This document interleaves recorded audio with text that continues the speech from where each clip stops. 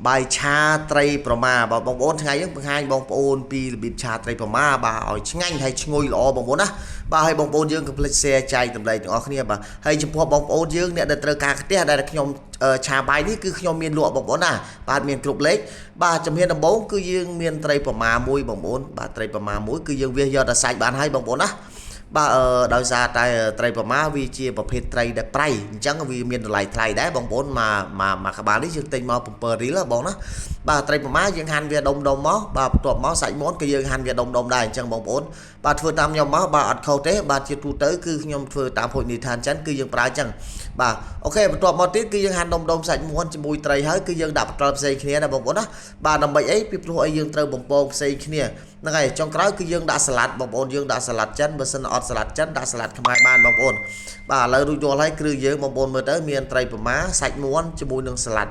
់បាទឥឡូវជាភានដំបូងបាទគឺយើងត្រូវដួសបាយបងប្អូនណាបាយយើងដាំរួចរាល់បាទនៅក្នុងវីដេអូខ្ញុំក៏មានបរិយាបងប្អូនដែរពីរបៀបដាំបាយឆាបាទបន្ទាប់មកទៀតគឺយើងត្រូវប្រើពងមាន់2គ្រាប់បងប្អូនបាទពងមាន់វាយវាឲ្យសប់ចឹងមកបាទក្លុកវាឲ្យវ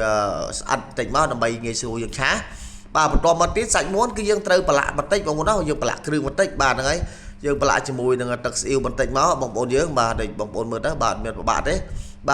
ាទបន្ទាប់មកទៀតគឺយើងច្បល់វាបងប្អូនយើងច្បល់វាឲ្យសប់តិចមកបាទយើងពីព្រោះសាច់មាន់យើងប្រឡាក់តែទឹកស៊ីអ៊ីវបន្តិចបាទយើងបំពងទៅយើងឆាបាយគឺវាមានជាតិបាទឥឡូវរួចរាល់ហើយបងប្អូនយើងទៅបើកភ្លើងដើម្បីឆាបាយក៏ដូចជាបំពងសាច់មាន់ត្រីប្រមាបងប្អូនជំហានដំបូងសាច់មាន់គឺយើងត្រូវបំពងជាមួយនឹងខ្លាញ់ល្អបាទដោយសារតែខ្លាញ់ហ្នឹងគឺយើងត្រូវប្រើទៀតណាបាទហើយភ្លើងកុំឲ្យក្តៅខ្លាំងពេកពីព្រោះការដុតខ្លាញ់ក្តៅខ្លាំងពេកសាច់មាន់អាចឈាមឬក៏អាចខ្លោចបងប្អូនបាទបងប្អូនយើងមើលតាមខ្ញុំបាទសង្ឃឹមថាបងប្អូនយើងអាចឆាបានល្អបាទហើយជាស្រ័យចំពោះកាមេរ៉ាបងប្អូនណាកាមេរ៉ាដោយសារតែកាមេរ៉ាខ្ញុំរៀងក្តៅទៅគឺវារៀងធ្លាក់ពលឺតិចបាទបន្ទាប់មកទៀតគឺយើងដាក់ខ្លាញ់ខ្មៅម្ដងបងប្អូនបាទយើងដាក់ខ្លាញ់ខ្មៅឆាត្រីបំពងត្រីប្រមាណនេះគឺយើងដាក់ឲ្យក្តៅបាទពីពុតត្រីប្រមាណបើសិនតែខ្លាញ់អត់ក្តៅដាក់ទៅបែកបំពងទៅបែកវល់ស្អិតខ្ទះបាទយើងដុតខ្លាញ់ឲ្យហុយយើងមកបាទដាក់ត្រីប្រមាណចូលគឺវាគ្រីមបានល្អបាទហើយវាឈ្ងុយទៀតបងប្អូនយើងបាទចំពោះខ្លាញ់ឆាត្រីប្រមាណបំពងត្រីប្រមាណនេះដែរបងប្អូនយើងគឺយើងមិនអាចយកកើតទេដោយសារតែវាមានក្លិនបាទក្លិនស្អុយបាទបើចិនគេថាឈ្ងុយបើខ្ញុំមិនដឹងដែរតែបើខ្មែរយើងថាស្អុយបាទប៉ុន្តែរៀងប្រៃបន្តិចហើយត្រីហ្នឹងបងប្អូនយើងបាទយើងបំពងវាក្រៀមចឹងមកយើងចាក់វាចោលមកបងប្អូនណាខ្លាញ់ហ្នឹងគឺយើងអាចប្រើការទៀតបានទេបាទដូចបងប្អូនឃើញស្រាប់ហើយនេះត្រីប្រមាបំពងឡើង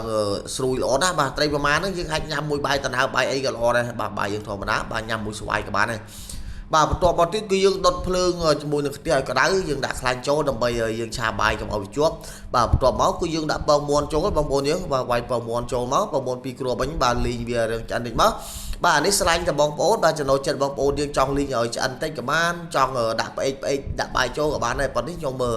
លីងវារឿងឆ្អិនបាទដើម្បីឲ្យងាយស្រួលយើងឆាជាមួយបាយវាអត់ស្អិតណាបាទដាក់ទៅគឺបាយវាអត់រីកទេបាទគឺបាយវាស្រួយល្អតែម្ដងបងប្អូនយើងបាទហើយបងប្អូនយើងចំពោះវីដេអូដែលខ្ញុំបរិញ្ញាបងប្អូនដាំបាយបងប្អូនយើងអាចចូលទៅមើលនៅក្នុង Facebook Page ខ្ញុំតទៅទៀតបានបាទអូនទៅក្រោមទៅបាទ scroll ទៅក្រោមទៅគឺវាមានហើយខ្ញុំបរិញ្ញាបងប្អូនច្រើនបាទក៏ដូចជារបៀបឆាផ្ទះដែករបៀបធ្វើស៊ុបធ្វើអីចឹងណាបងប្អូនយើងបាទក្រៅមកទៀតគឺយើងបង់គ្រឿងបាទមានម្សៅស៊ុបបាទប៊ីចេងបាទជាមួយស្ករបន្តិចអំបិលបន្តិចមកបងប្អូនយើងបាទហើយជាមួយនឹងទឹកស៊ីអ៊ីវបន្តិចមកបាទយើងដាក់ទឹកស៊ីអ៊ីវយកពួរវាបាទកុំឲ្យវាស្លែតពេកបងប្អូនយើងបាទហើយបងប្អូនយើងអធិស្ឋានផងចំពោះកាមេរ៉ាដែលបងប្អូនឃើញទៅបាទបាយឆាបានល្អប៉ុន្តែកាមេរ៉ារៀងស្អាប់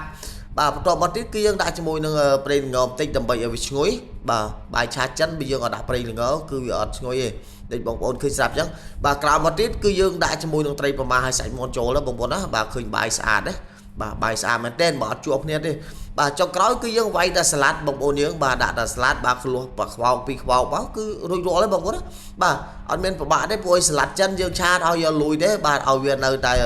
គឺឃើញទាំងស្រស់ហ្នឹងបងប្អូនណាប៉ុន្តែសាឡាត់ចិនហ្នឹងអត់ដូចសាឡាត់ខ្មែរទេបាទឆាឆ្អិនក៏វាអត់បាត់រសជាតិដើមមិនដែរវានៅតែស្រួយវានៅតែជ្រប់ជាប់ទេបងប្អូនយើងបាទជាពិសេសញ៉ាំមួយសាច់អាំងបងប្អូនណា